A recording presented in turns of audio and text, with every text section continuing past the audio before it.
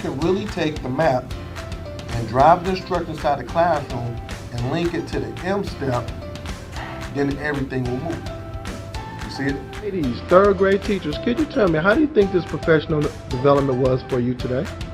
PD. It was productive. It was exciting. We will never leave Mr. Hurt's advising. Because the schools that I've worked with, the teachers I've worked with, their scores just go through the roof, because what I do is I talk about practical stuff that's practical.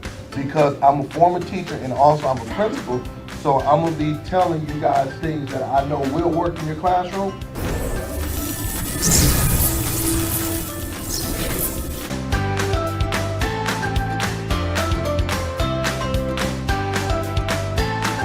For booking, please visit shurtschoolturnaroundspecialist.com. So I believe that, if everybody say it can't get done, I'm like, yes it can, why not? I said, if these kids can't read, then I'm not gonna call them. All this, mom, dad, I'm gonna look you in your face and say this kid can't read. We let them down. School, parents, we let them down, but I'm not gonna take them to the next grade knowing that they're not at grade level. It's funny because I'm always like, okay, how are schools successful? Well, schools are successful when they demand greatness. Greatness doesn't come. We're about to make history. We're about to learn. We're about to grow. We're about to make history. And then, mark my words, it's going to be other school districts, other places around it that's going to be doing this thing. We're going to be the first model. And I'm speaking that into existence, okay?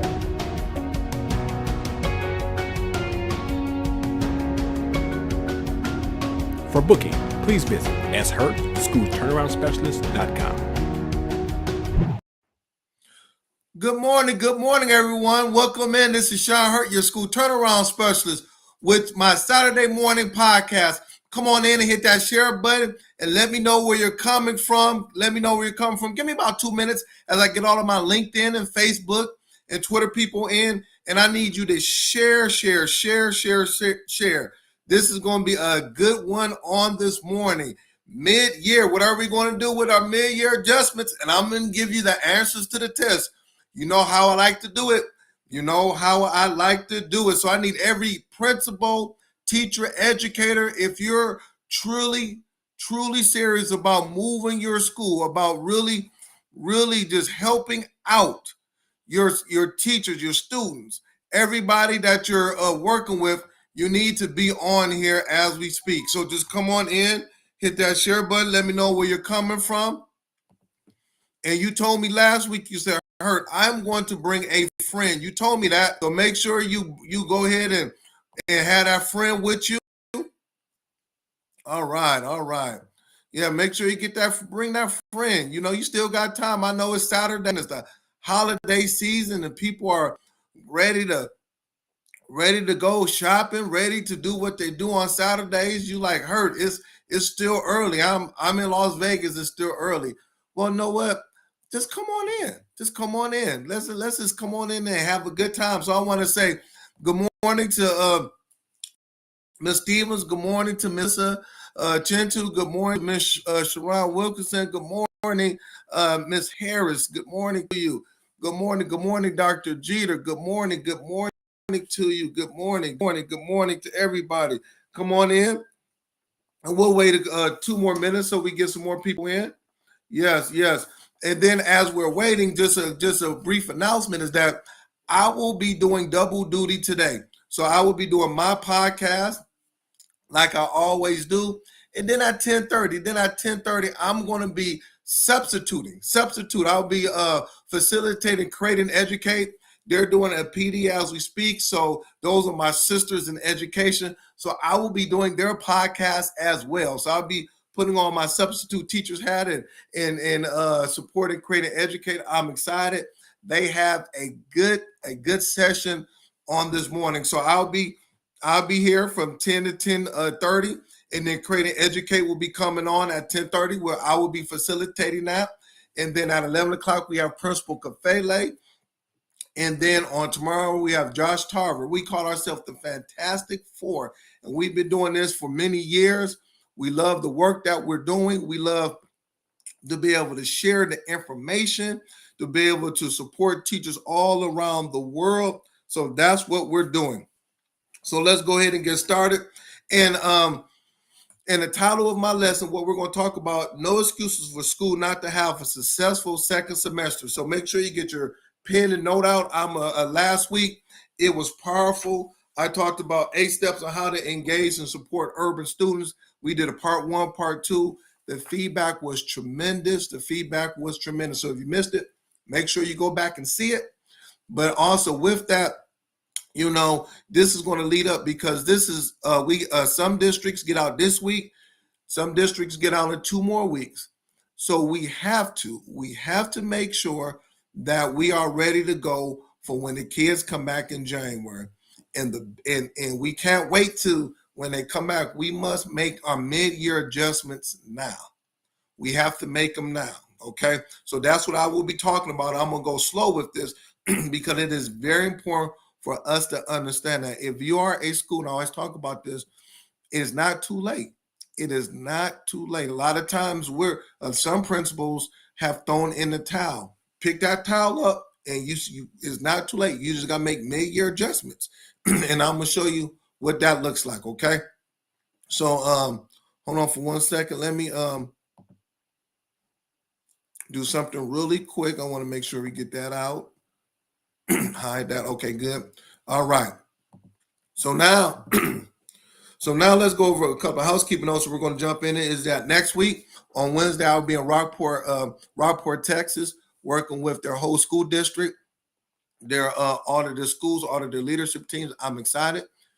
We're going to be looking at mid-year. We're going to be looking at making mid-year adjustments. So we're going to be setting goals. We're going to do all of these fabulous things. So I will be in Rockport, Texas on this week. First time I've been there, but I am totally excited. I know the work that we're going to be doing will lead to a successful school year. So once again, if you would like for me to come in and really support you, your school, and things of that nature, hey, I am there for you. Make sure you inbox me and we can go ahead and get to work. It's mid-year adjustments. We got to make those mid-year adjustments as we speak, okay? All right, hold on for 1 second. Okay, let me get that out of there. All right, let's go back to that. All right, cool. So I'm ready to rock and roll. So let me get my notes out. All right, no excuses for schools not to have a successful second semester. No excuses. So what I'm going to do is I'm going to talk about the things that you must have in place to make sure that you are moving in the right direction for a second semester. This is the time to pivot if you got to pivot. This is the time to really just gather the troops and say, all right, we got 5 months to go. It's mid-year. What do we look like? All right. So the first thing that I am asking, first thing that I did and many successful schools did, we call these best practice. Never ever follow schools that are not successful. That's something I learned. If you want to be successful, follow success. So I'm going to give you the tools that I did to lead for me to have a successful high school, middle school, and elementary. Not only me, but also schools that I worked with. We all use the same template. So you do not have to recreate the wheel. We're going to go here and use the same thing. So if you are a principal, AP, coaches, superintendent, assistant superintendent, these are the things that we must do. So the first thing is this. The first thing is that I want you to, before you leave out of school, for the break, next week or 2 weeks, you must sit down and have a meeting with your leadership team. Now, the meeting with your leadership team should be 1.5 hours to 2 hours. Once again, write it down. The first thing you do, what is the first thing I do, Mr. Hurt? What do I do? Talk to me. What is the first thing? The first thing you do is that you must meet with your leadership team. Well, I don't have a leadership team yet. Okay, get the people that is important in your school that you know that support you. Meet with them before you leave out of the break. Well, I don't have time to do that, Mr. Hurt. Is okay. You might have to. What I did, these my leadership team, is that we did a virtual during the break. We got 2 weeks. Can we spend an hour, hour and a half just to discuss if we can't meet face to face before school lets out? Why is that important? Because during this leadership team meeting, these are the things I want you to look at. Okay, write it down. I want you to first look, review, become intimate, understand, know, focus, whatever you want to do on your mid-year data. Once again, I want you to review, focus, bring it to the table, look at, open it up, whatever you got to do on your mid-year data, whether that's NWA, iReady, STAR, benchmark, mid-year data. That mid-year data means from August or September all the way up to December. That is our mid-year data. I want you to look at it. That's the first thing you do when you come to the table. Have that data ready to go. Now, during this meeting, you're going to ask 3 questions. Man, I'm giving you some good information. So I got my data hurt. I got my 6 people on my leadership team. I got my AP, 2 teachers, maybe a coach. This is my leader. So we're in a room like this. We're in a room like this. And then I got my data. So that's the first thing you're going to do, because you got to see exactly what is the data saying. So the first question is this: what are the learning gaps in each of the grade level based on your mid-year data? What are the learning gaps? I'm giving you some good information. What are the learning gaps in each grade level based on the mid-year data? First question you ask during your meeting. Your meeting is an hour and 30 minutes to 2 hours long, so you got to be strategic. So now we're looking at it. All right. Second question that you must answer during this meeting: how many students have met or exceeded their mid-year goals? How many students have met or exceeded their mid-year goals? That is so important. What I am telling schools all over the world is that you want to have 65% or more of your students to meet or exceed their mid-year goals. I told you this 3 months ago. You should have set goals in September. I talked about it for four straight weeks on my podcast. From August, I said you got to set goals. Now, how many of those kids? You have 800 kids. How many of those kids met or exceeded the mid-year goals? A good percentage is 65% or more. That means your school, these systems, what you're doing, you're teaching, it is doing a good job, because 65% or more of your students have met or exceeded their mid-year goals. All right, I'm gonna stop right there because I need feedback. Let me know. Because I'm talking too much. Let me know if this is sounding good. Put in the chat, Mr. Hurt, this is sounding good. This is sounding good. Give me some feedback. Give me some feedback. Let me know. Because I know people is writing, people saying, Hurt, don't go too fast. They say, Hurt, sometimes you always go too fast. Yes, put it in the chat. Please put it in the chat. Good morning. Yeah, sounds good. People are saying sounds good. I got somebody who just said something. Okay. Yep. So your mid-year goals are saying that you've made your mid-year goals, but are you on track to meet your end of the year goals? So the mid-year, somebody has said, Mr. Hurt, explain that a little bit more. So your mid-year goal, that means they are on track to be able to meet their end of the year goals in the mid-year. So like, for example, if I'm trying to lose 50 pounds, I always say this: if I'm losing 50 pounds in 1 year, so that means in the 6 month, I should have lost 25 pounds. So that means in the next 6 months, I'm gonna lose 25 more pounds. So consequently, I am on track to lose 50 pounds based on where I'm at in the mid-year. Same thing with the students. Are the students on track to reach their end of the year goal? So if I lost only 10 pounds in the middle of the year, I'm trying to break it down because we want to have these New Year's resolutions. If I've lost only 10 pounds and at the end of the year I have to lose 50, that means I have to make adjustments. I got to lose 40 pounds. I got to make adjustments for the next 6 months to reach my goal. All right. Same thing.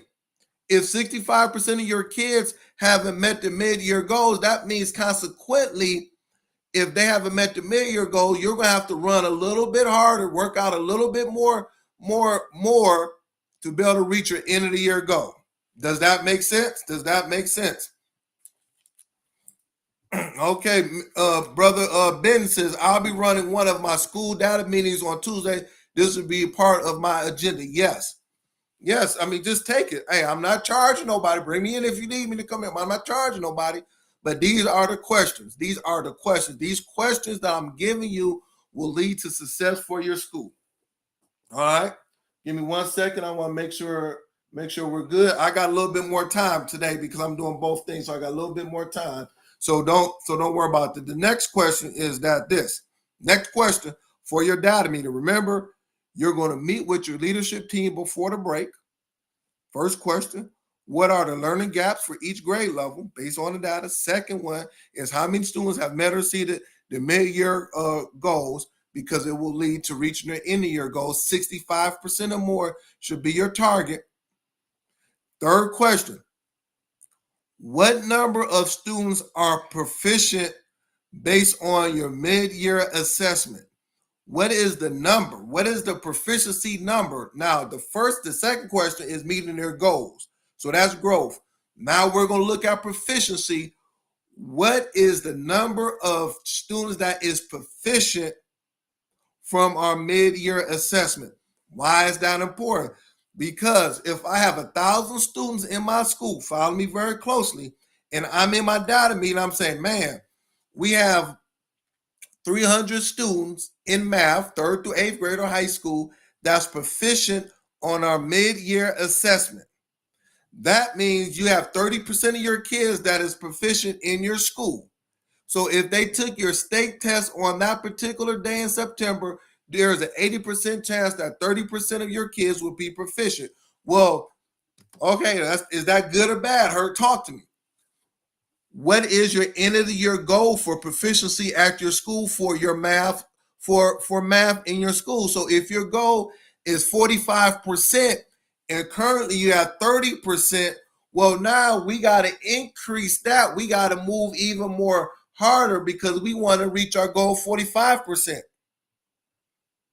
Does that make sense? But a lot of schools all over the world, they don't know where they're at. They don't get on the academic scale. They cannot tell you or inform you where we're at.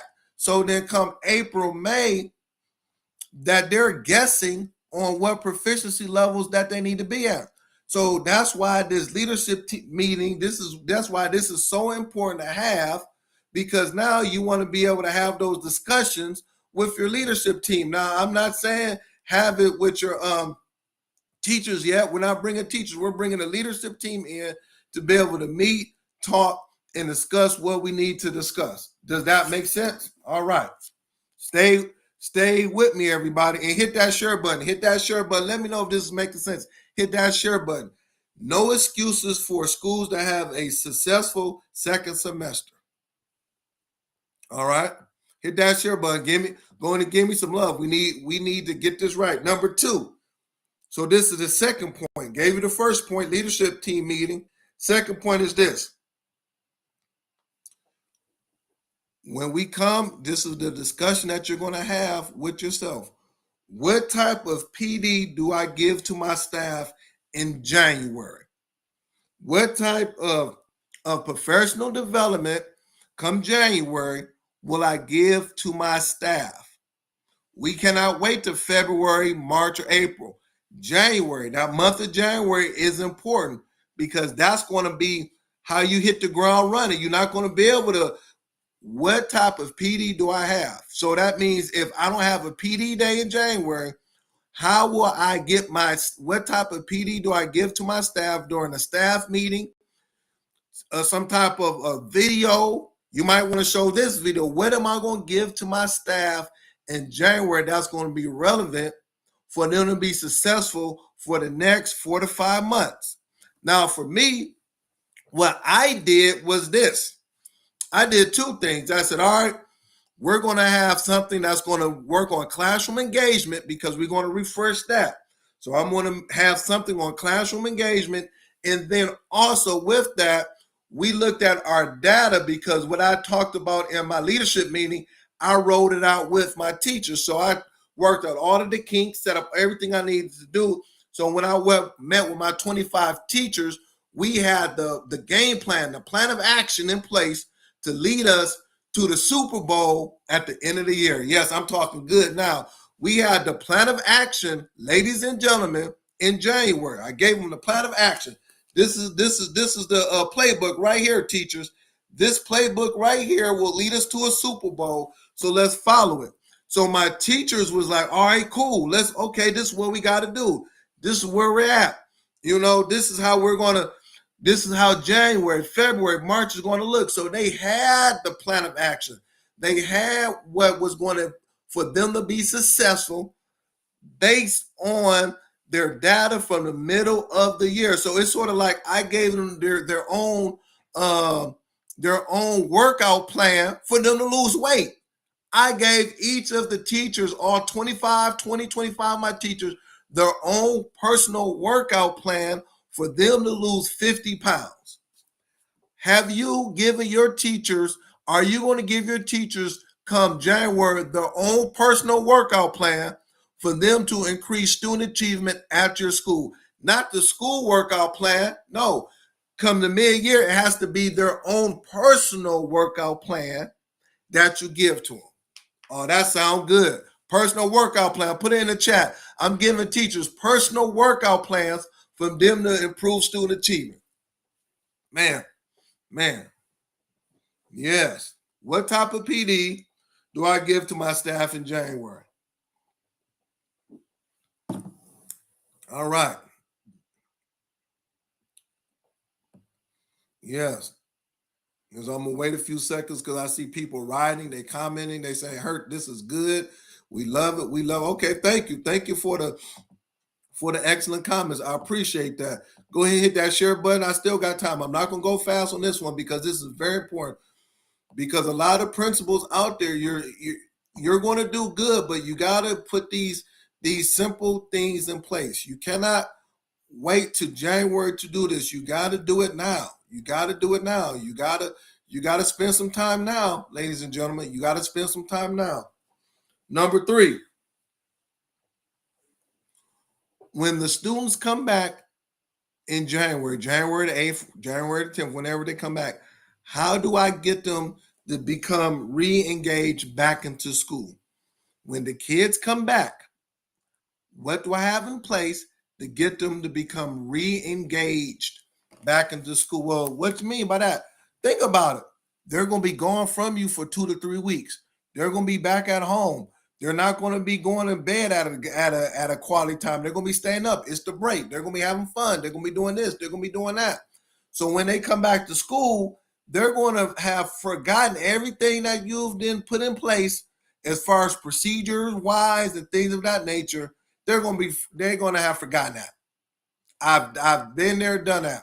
So what we did was that the first day, that first couple of hours, we retaught, re-explained the routines and the procedures of our school, how to be able to go from classroom to classroom, how to walk in the hallways, lunchroom behaviors, bathroom behaviors, how to transition in the hall, all that, how to get breakfast and go from breakfast to the classroom.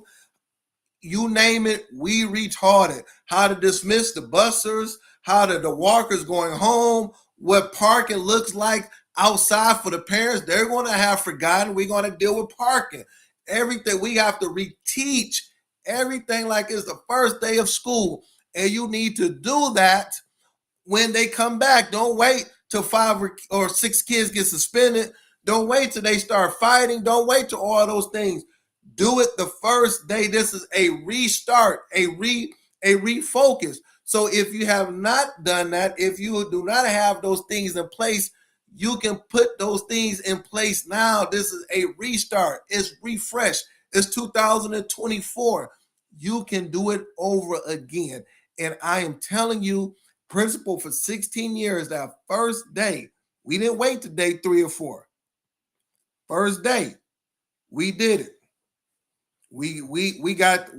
I call it getting your house in order. Principals, are you going to get your house in order that first day after the break? You know what's happening.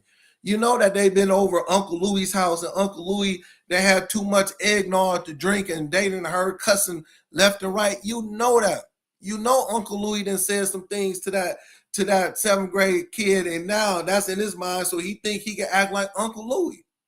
That means you got somebody said Uncle Louie hurt. Yeah, that means that first day you got to unteach what they heard from Uncle Louie when he had too much eggnog.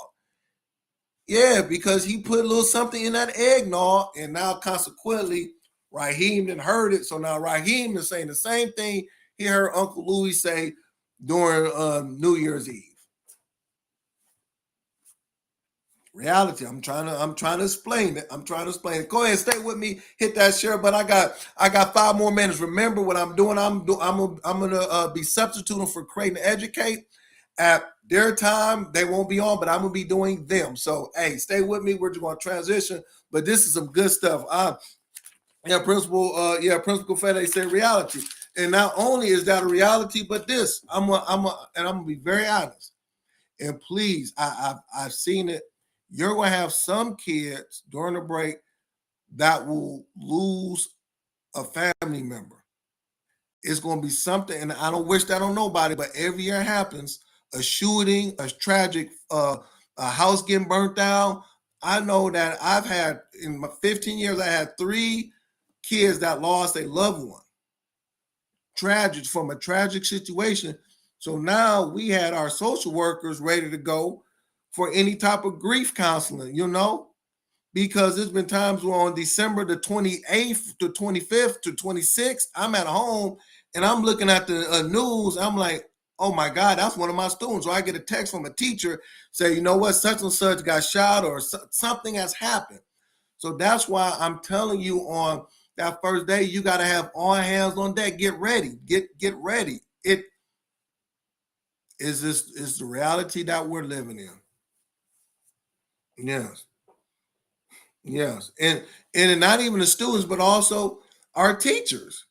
Somebody said, yeah, our teachers. Yes, our teachers. I know Brother Laws, he said, I lost my mom during the winter break my freshman year of high school. Yeah, so imagine how you felt coming in coming back from break. You needed that support. You needed somebody to sit down and talk to you and things of that nature.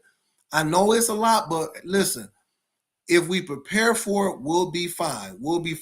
Okay? So please, that's why I'm talking about it, because I want us to be prepared for it. That is so important.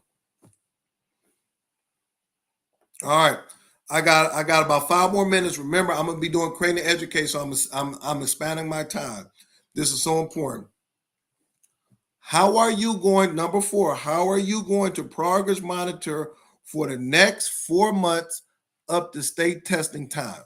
How are you going to progress monitor principal, assistant principal, coach, teacher, whoever you are, for the next 4 months all the way up to state testing time? I do not want you to put things in place in April, 2 weeks before testing time. That's why you got to do it now. Progress monitor that now. What do we do? That's, once again, is giving the teachers the answers to the test, the workout plan. So now you're prepared. You got time during the next 2 weeks, during the break. How are we going to address our state testing time that's taking place in April, May, in January? How are you going to progress monitor that? That's what I did. You will not do it by yourself. You're going to do it with your leadership team. What does that look like? How do we progress monitor? Do we have our assessments ready? Do we have are we ready? Are we ready with technology? Do the teachers know their goals at the end of the year? Is that 8th grade math class, is that ready to go? Do I have to come in and restructure this math class because our data is saying that our math is lacking? What are we going to do to progress monitor that information? Thank you, Mr. Green. Thank you, Mr. Green. He's saying good information. Yes, thank you, Mr. Green. Yes, thank you. I appreciate the support. This is why I'm doing this, because we can really just go to a whole nother level. Last thing before I transition. Last thing. How do I address student behavior throughout the school? How do I address? None of this won't work unless I address student behavior throughout the school. I'm gonna say this again. How do I address student behavior throughout the school? Okay, Hurt, I hear you, but what do I do? Tell me what would you do, Hurt, if you're at a school and the kids is off the hook, fights, suspensions, teachers is mad, frustrated? What is the first thing that I can do? I don't have no PD days. I'm all tapped out. I'm the principal of this middle school. What would you do, Mr. Hurt? Good question. I'm going to tell you what I did. All right. This is what I did. I'm the principal. Principal Fele, you can attest to it because he did the same thing. My man, Principal Fele. I am going to have an assembly. I'm going to have an assembly with all of my 900 students in my school. If I can't fit all 900 inside the gym or lunchroom or whatever, I'm going to fit. And I am going to, as the instructional leader, as the person in charge, I am going to address the behavior in front of all of my kids at my school because I am the leader of the school. I'm going to tell them that and I'm not going to wait. Once again, I'm not going to wait till the 3rd or 4th, that first day. When we get back, we have an assembly at 10 o'clock. School open up at 8. All right, get it adjusted 10 o'clock. I want all of the freshmen down inside of the assembly. And I'm talking to them for 15 minutes. Sophomores, let's come on down. Talking to them. I am letting them know my expectations. None of that fighting, none of that playing around. When that bell rings, I need y'all buzz back in class. Quit that horse playing. Come on, fellas. Let's get it together. Girls, come on, let's focus. I am having that type of assembly with them because I'm not going to wait till a fight come. I'm not going to wait till they put someone on the internet and then all chaos. Nobody. I am nipping that in the bud the first day when we come back. And then on top of that, after the assembly, man, I'm okay. Yes. After the assembly, me and my leadership team, we are going to spend, I've been saying this, 80% of our times in the classrooms, in the hallways, because you will see me. I'm the leader. You will see me. I know principals, you've been emailing me saying it's impossible. It is possible because I've done it. It is possible because I've done it. So after the assembly, my leader, we are visible. We in the classrooms. We making sure that things are being done the correct way. Does that make sense? After the assembly. All right. So I'm going to stop right there. Go ahead and hit that chat button. Let me know if this information was beneficial to you. Please let me know. Like I said, it's mid-year. There should be no excuses. Y'all should be ready to rock and roll. Just take this, listen to it over again, share it with your staff. I know Principal Law said he's going to take some of these points in a staff meeting. Just use it, take it, and let's make sure that we have a successful middle of the year. It's not too late. If you need me to come in and support your school, please let me know. That is the work that I do, okay? So now, as I transition, once again, I told you, I said that Create and Educate, they are Dr. Chika Houston, Dr. Taylor, they're doing a PD. So I will be doing their stuff on today. So I'm gonna be doing their stuff on today. So so we're going to transition. So if you are waiting for Create and Educate, I am doing them. Okay, they're my good friends. We talked about it. We're all one big happy family.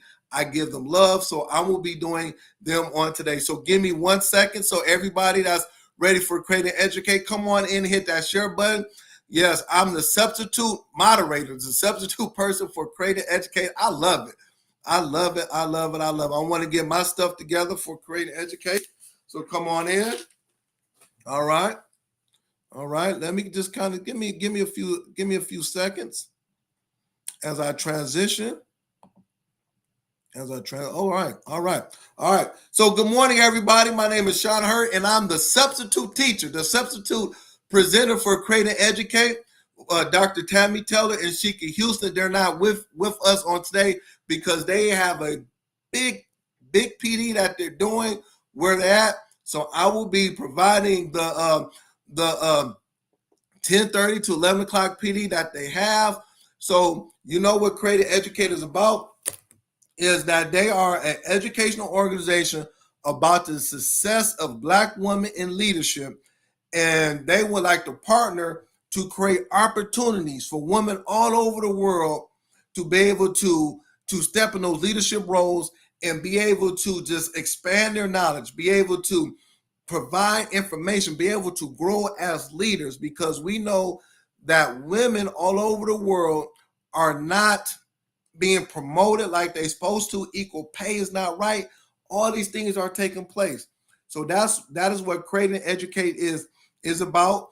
They have over 40 plus years of education. They both are doctors, so that's just big in itself.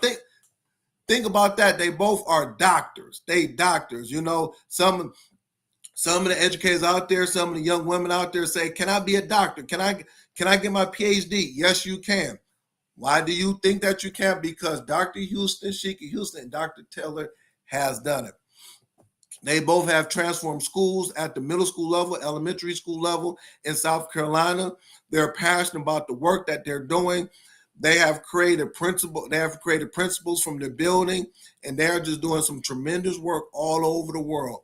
So that is what Create and Educate is about.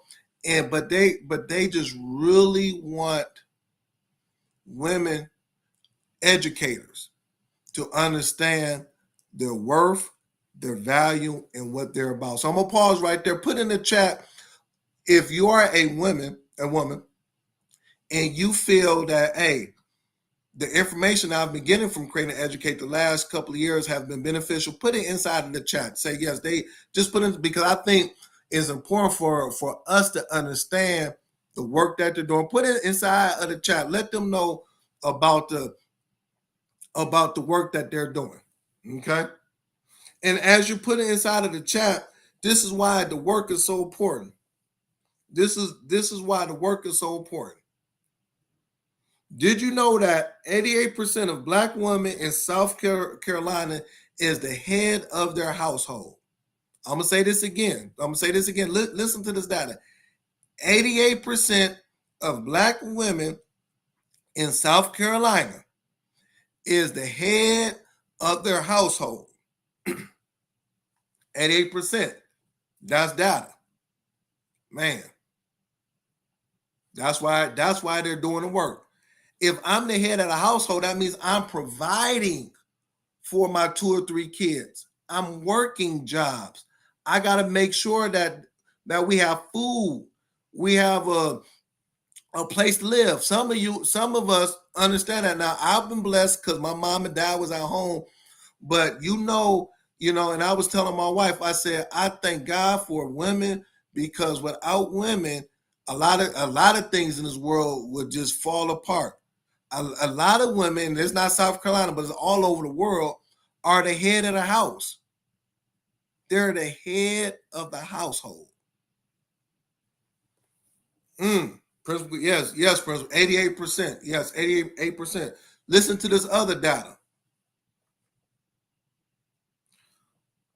Women, based on the trajectory that we're out now, that's taking place, the pay scale, the pay scale, to be equal with men, it will not be right until 2088. Women will not receive the equal pay that they deserve based on where we're at to 2088. Come on now. This is why Creating Educators doing. See, this is why they're doing. Think about this. If I was a woman, I would be mad. I'm doing the same work, producing the same, but I won't receive the same pay until 2088, not 2028, not 2038. But if we don't make changes now, it will not be equal to 2088.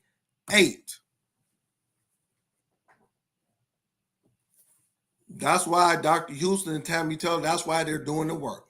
That's why they are doing the work that they're doing. Okay? So I'm going to stop right there. What I'm going to do is I'm going to show a 8-minute video. This is the video. Once again, I'm the moderator, so I'm just supporting their work. This is all their work, Creating and Educate.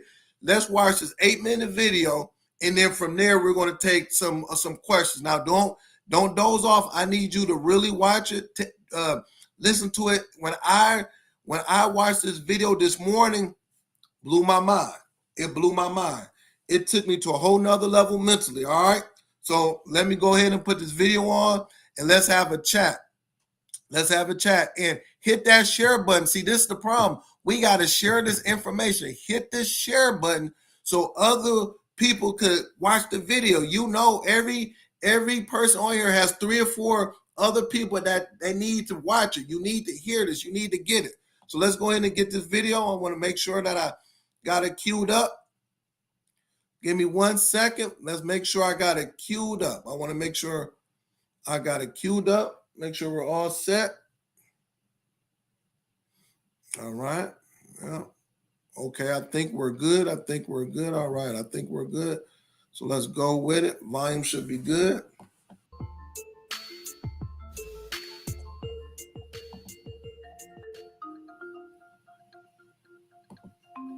Black employment in America is in a state of crisis.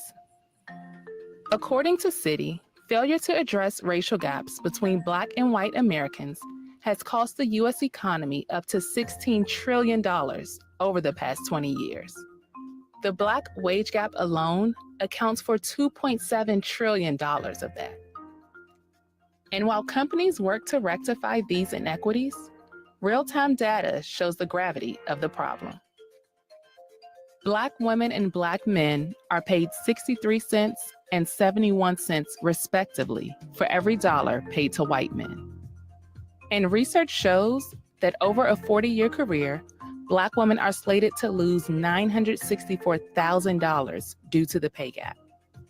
The gap is even more severe for Native American women and Latinas, and the pay disparity only worsens as education level increases. Today, Black professionals in the U.S. private sector make up 12% of the entry-level workforce and just 7% of the managerial workforce. When looking at the senior manager, VP, and SVP level, that number drops to 4 and 5%. At Fortune 500 firms specifically, less than 1% of CEOs are Black. In 2019, Harvard Business Review reported that managers promote employees they personally identify with, creating another ceiling for underrepresented employees of color. Black workers, on average, are not being hired, promoted, or paid according to their level of productivity based on their experience or their education. Even if these discriminatory patterns are not, quote unquote, intentional, people's networks, the folks that you know, the schools that you go to recruit from, all factor into who gets an opportunity to be employed. What can I do to make sure that people of all shades, all demographics have the same opportunities? RET's application See.Me utilizes anonymity with the goal of eliminating bias in the hiring process. Candidate profiles will only display initials to protect against name bias, and photos will be hidden when employees are matched for a role. As a former recruiter, Red hopes its app will address company shortcomings when diversifying their talent. I think the idea that it's a pipeline issue is absolutely incorrect. It's not a pipeline issue. The talent is out there. But here's where the problem falls. See, companies like to identify cultural fit. They not only are marketing that culture out, which automatically eliminates people to even want to engage and apply to that role or company. And then they're also evaluating who they are interviewing to make sure that they fit into this cultural fit idea that they've established. So it shouldn't be about cultural fit. It should be about cultural add, cultural bonus. I'm really fascinated by resilience. So what are the adversities that we all face, and what can organizations do to help people overcome those? This study, we surveyed 345 Black employees, and we asked them to share stories of racial microaggressions that they've encountered at work. So those subtle, ambiguous things that you wonder, was that racist? Or did they say that because I was Black? Or would they say that or do that if I were not Black? And so we asked people to tell us stories of what's going on so we could get an empirical assessment of just the real world today. We coded over 90 instances of racial microaggressions, and we found 3 overarching themes. And those included things like anti-Black stereotype expression, so things like assumed lower intelligence. Another theme was role assignment, so assuming someone was there to serve them, or telling someone in an elevator, hold this, open the door, move that. And then the third example was interactional injustice, so invisibility, acting like someone's not there, getting into their personal space, and also pathologizing their physical attributes. So telling a Black woman, your hair is unprofessional, or touching. We saw a lot of people saying, people just walk up and grab my hair. They ask a lot of questions, personal questions about it, and it makes them uncomfortable. Women of color have been helping hold the fabric of this country together for centuries, and so often you don't even say our names. That invisibility is dangerous. As Sister Zora Neale Hurston told us, if you are silent about your pain, they can kill you and say you enjoyed it.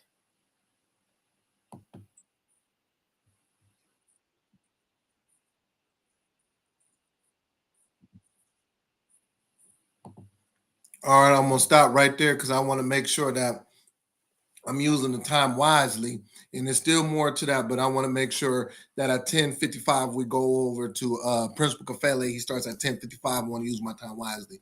So we saw about 5 minutes of that video. So as you were, as we all was watching the video, this is going to be thousands of people will be looking at this podcast. What are some of the questions that came to your mind as you was watching the video? What are some of the things that came to your mind as you was watching the video? So I'm going to start it off. And not a question, but a statement. I've been doing professional development, working with schools for the last 5 years, okay? And for the last 2 years, I've been doing this just strictly. That's all I've been doing. Stopped my principal position 2 years ago to do this full time. And I told my wife this. I said, ever since I got started, 98% of my contracts that I have received from schools and school districts have been from women. I'm going to say this again.